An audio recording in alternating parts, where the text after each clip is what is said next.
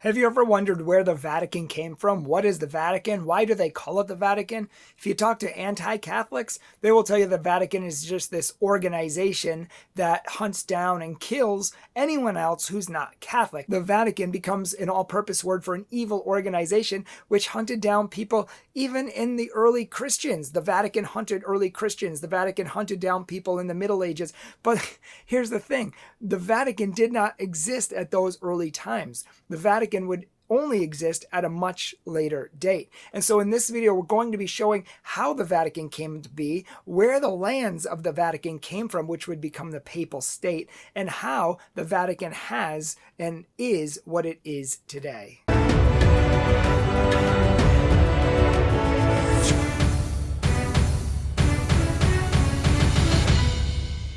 Hello everyone, welcome to Catholic Truth. My name is Bryan Mercier, and I'm happy to have you here. Catholic Truth, if you have not been to our website yet, check it out, thecatholictruth.org. We have many new t-shirts, which are walking billboards where you can share your faith, help people to grow in their faith, convict people of truth, and evangelize without using words. So check out our website if you haven't, and if you would like a retreat, speaker, a keynote, or anything else, check out our website.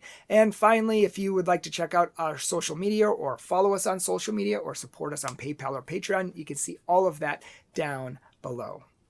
So the Vatican, where did the Vatican get the lands that it has, and how did it become its own country in a sense? How did it receive its own lands, its own papal state? I mean, even from the beginning, Rome has been the place of the papacy because Peter himself went to Rome. He resided there. He was Bishop of Rome for 25 years. And we have a whole video on that showing that Peter went to Rome. And so the successors of Peter, who received the keys of the kingdom from Jesus and have the primacy, the papacy, they succeeded him in Rome. And so they have always had an authority there. But why does the Catholic Church have, in a sense, its own papal state, its own lands? Did the Catholic Church take over areas and peoples and nations that it didn't agree with them, and they conquered them and they brought them into themselves?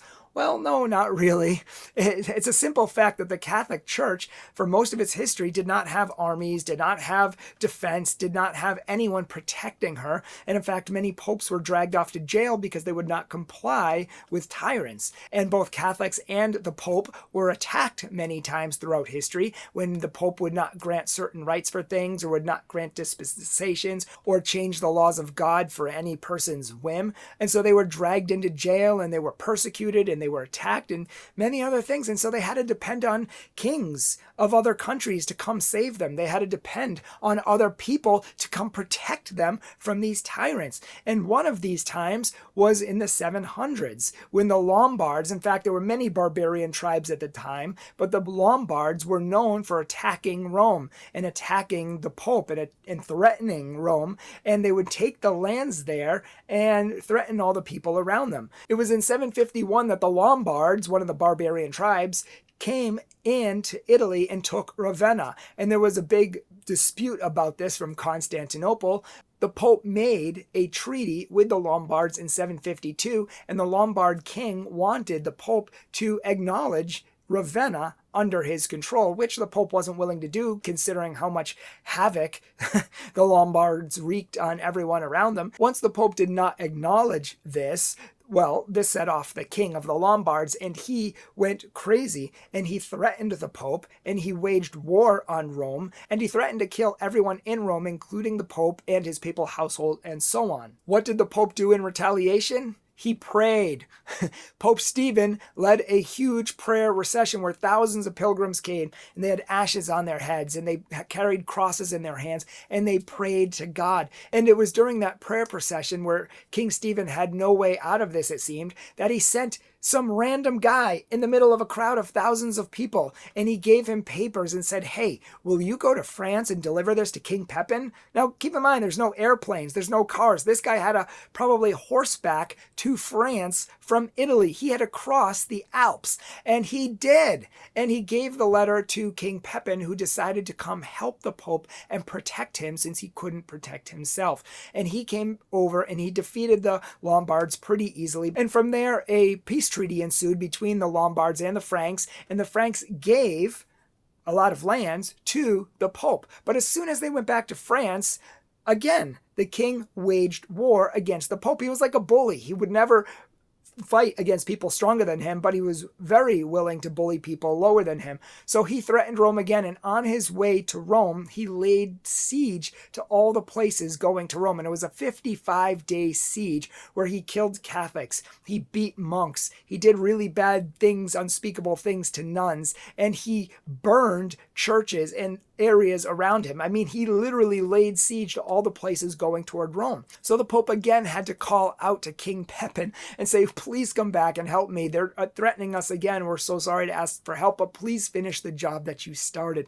So King Pepin, frustrated that he had to cross the Alps again, came back, crossed the Alps with a huge army, defeated the Lombards once and for all, and took their lands, took Rome, took Ravenna from them, and a third of their treasury, and just gave it all to the Pope. There was a lot of Italian nationalization, infighting and governments and that sort of thing, but this would be a place that could just be the churches, where the Pope would be the head, and they would be free from all other governments.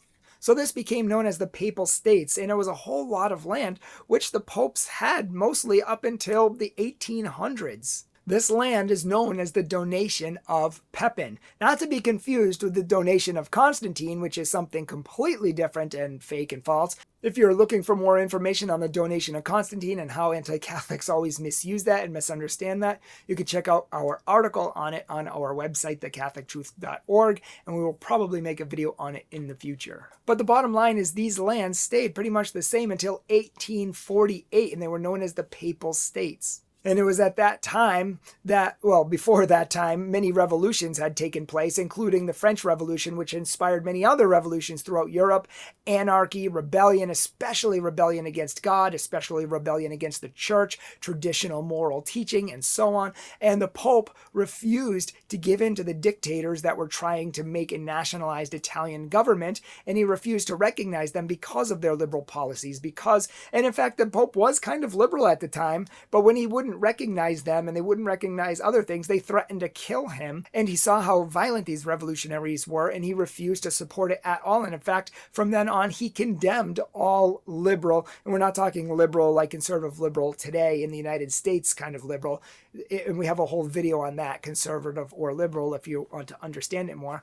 But these liberal revolutionaries were dangerous, and he condemned them all. And they waged war on Rome, and they started taking all the lands from the Pope. And then, of course, Napoleon III came in and took Rome under his conquest. And it wasn't until Napoleon left and Mussolini and his government started to rise to power that the Pope supported that government. And he recognized Mussolini's government as opposed to the other liberal dictator governments in exchange for the lands that the Vatican has today. So they received back some of their lands in what's known today as the Vatican, which is a body of land. It's its own land, its own country, where the Pope is the head, and it's not run by any other national organization or any other government or any other country. It belongs to the church and to the Pope. Literally, it's an independent city-state surrounded by Rome, as part of Rome. So technically, the Pope still is in Rome,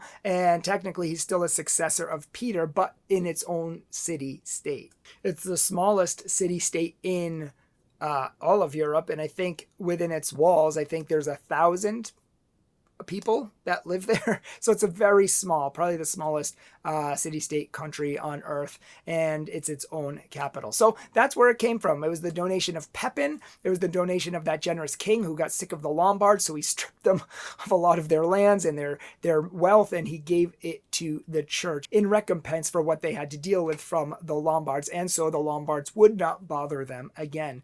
And so that's how we got the Vatican today. That is a very short history. If you would like to find more of a history on it, Catholic Answers has a long, in-depth article, as does the Catholic Encyclopedia, where you can look up more information on the Vatican, the city-states, the history of the Papal States, and so on and so forth, the palaces and everything, more than you'd ever want to know. So please do us a favor and leave us a comment down below. below if you have any thoughts or questions. And please, if you like this video, please like it and please share it with other people. I mean, it's a pretty niche video, but it's pretty interesting of how and where this all came about from the donation of Pepin. I mean, who would have ever thought that some guy just gave it to the Pope? If you haven't seen our video on Catholic or Roman Catholic, check that out. If you haven't seen our video on liberal Catholic or conservative Catholic, check that out. I will try to link them all at the end or below, but they're very interesting because so many people have so many misconceptions on all these things. Thank you for watching. Please consider supporting our ministry. Please check out our merch on our website if you would like this shirt or other shirts that we have, sweatshirts, t-shirts, mugs, bumper stickers, whatever you want. They're all going to be there for your enjoyment and to evangelize without using words. So thank you so much for watching, and God bless you.